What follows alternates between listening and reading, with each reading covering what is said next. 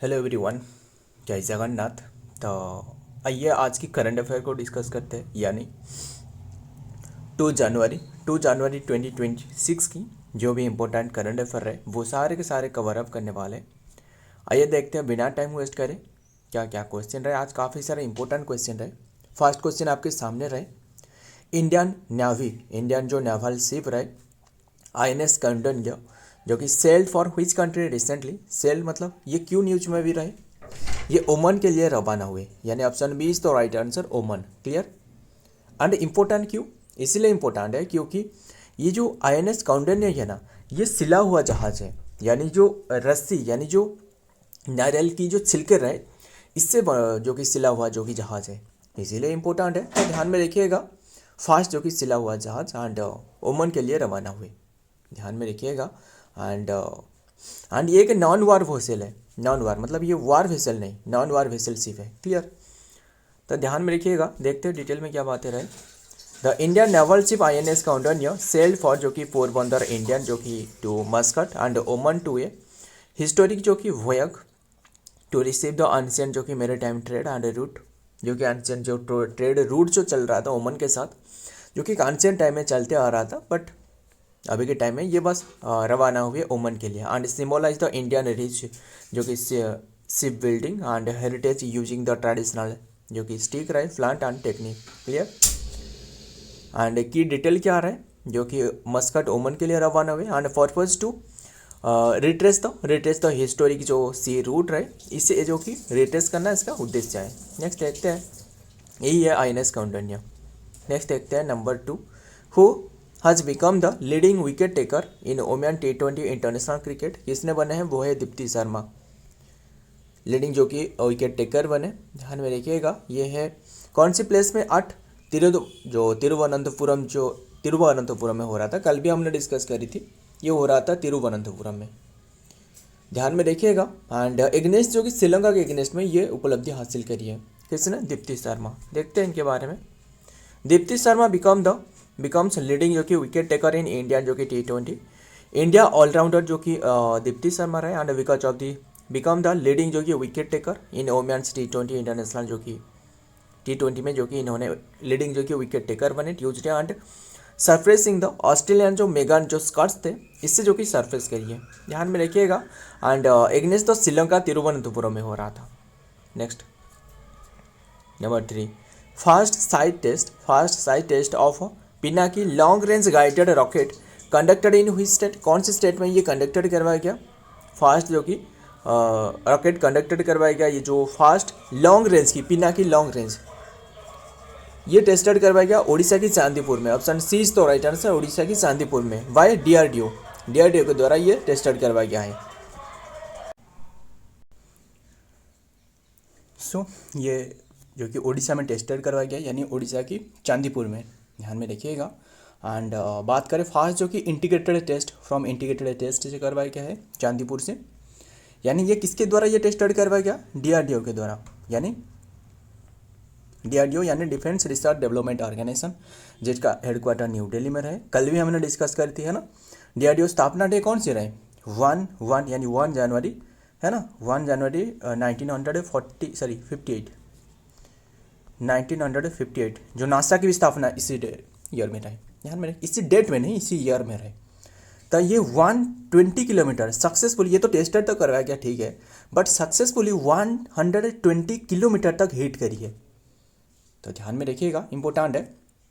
तो long range guided जो कि रॉकेट है, ध्यान में रखना। आगे देखते हैं, the maiden flight test of the Pinaka, जो पिनाकी देखिए, पिनाकी हालांकि पहले से ही रहे, बट इसके जो लॉन्ग रेंज वाला रहे ना, ये टेस्टेड नहीं करवाया गया था। पिनाकी लॉन्ग रेंज जो गाइडेड रॉकेट रहे was conducted in Odisha and the test was जो कि specifically carried out at the integrated जो टेस्ट रेंज रहे ITR, यानी चांदीपुर में रहे, यानी उड़ीसा की बात कर रहा हूँ, off the coast of Odisha.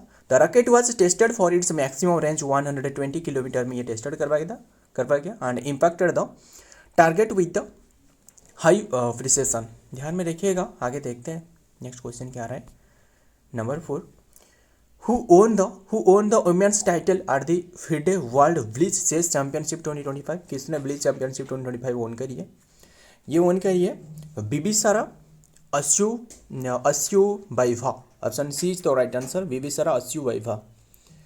ध्यान में रखिएगा। एंड कौन सी प्लेस में पहले ये हो रहा था? ये हो रहा था जो कि 27, ध्यान में रखिएगा, 27th एडिशन हो रहा था, दोहा कतर में हो रहा था। क्लियर? 23 to 30 दिसंबर तक चल रहा था। अभी टाइम खत्म हो चुकी है।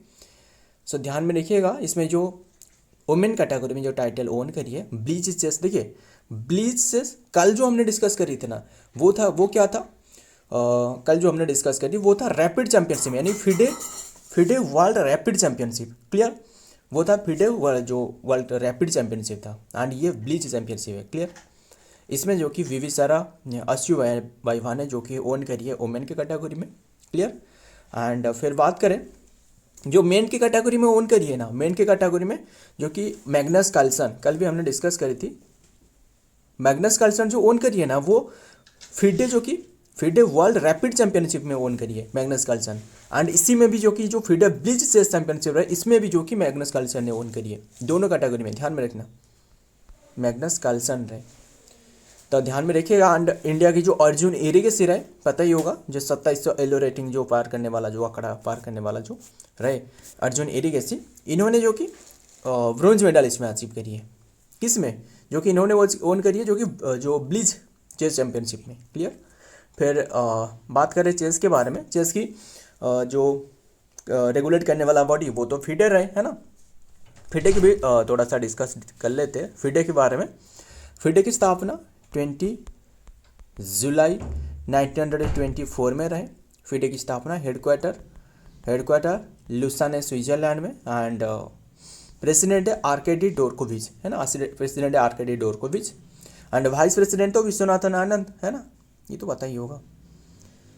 एंड इन्होंने कौन सी प्लेस से रहे? वो कजाकिस्तान के। ध्यान में रखिएगा, बस इतना ही ध्यान में रखना है, किसने ओन करी है वही ध्यान में रखना। आगे देखते हैं।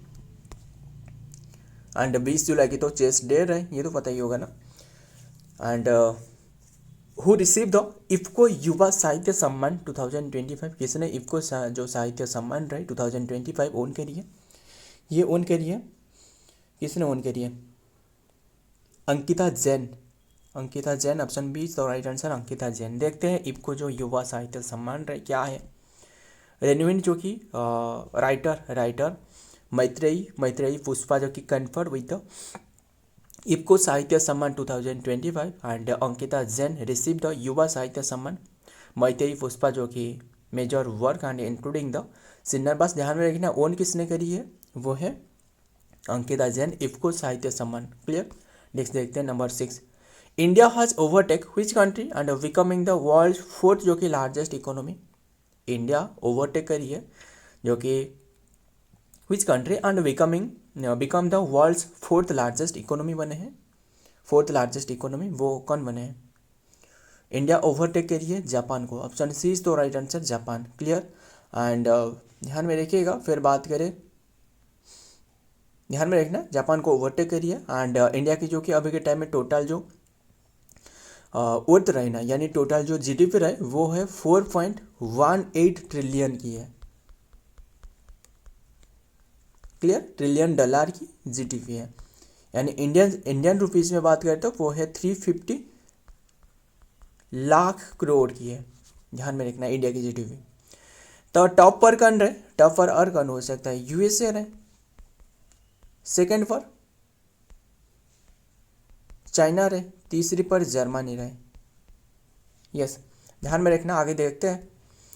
ये भी देख सकते हो, यहाँ लिखी गई है जो कि 30.507 करोड़ के साथ जो कि यूनाइटेड जो स्टेट रहे वो टॉप पर रहे। एंड 19.231 के साथ चाइना एंड जर्मनी।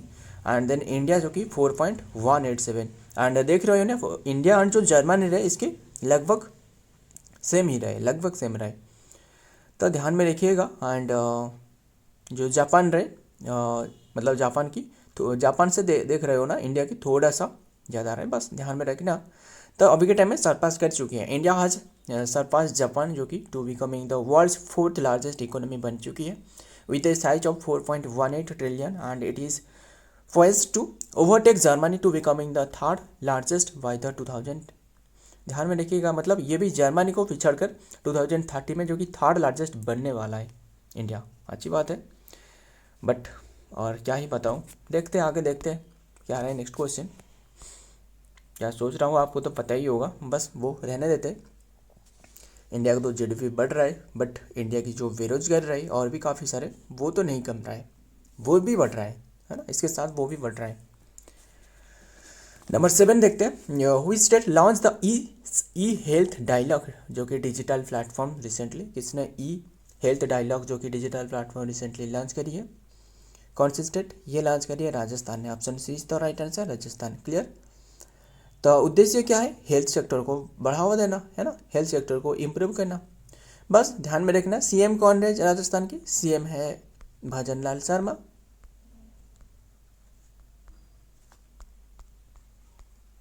गवर्नर कौन है? गवर्नर है हरिभाऊ बागड़े। क्लियर, ध्यान में रखना। आगे देखते हैं।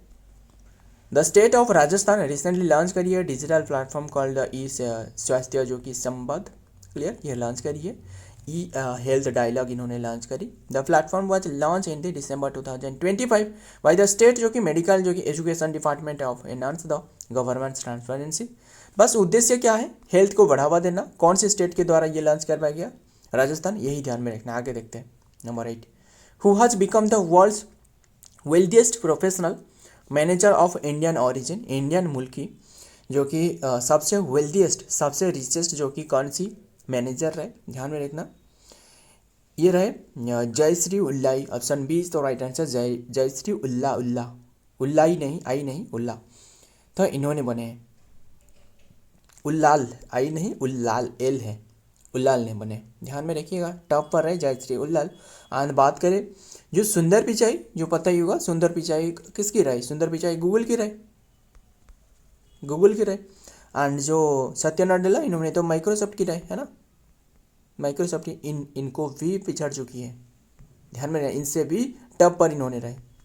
तो ध्यान में रखिएगा, जो कि सबसे ज़्यादा जो कि वेल्थिएस्ट बन चुकी है। बस क्या है क्या नहीं है वो रहने देते हैं, मतलब नाम याद रखना, जयश्री उल्लाई जो कि इन्होंने टॉप पर है, उल्लाल जो कि टॉप पर है, यानी प्रोफेशनल मैनेजर जो इंडियन ऑरिजिन की, भारतीय मूल की, इसीलिए हमने डिस्कस कर रहा हूँ।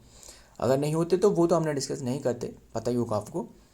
जो इम्पोर्टेंट है वही डिस्कस करते हैं। एंड ये जो रीच प्रोफेशनल जो मैनेजर लिस्ट रहे 2025 रैंकिंग जारी करवाई गई हुरून इंडिया के द्वारा।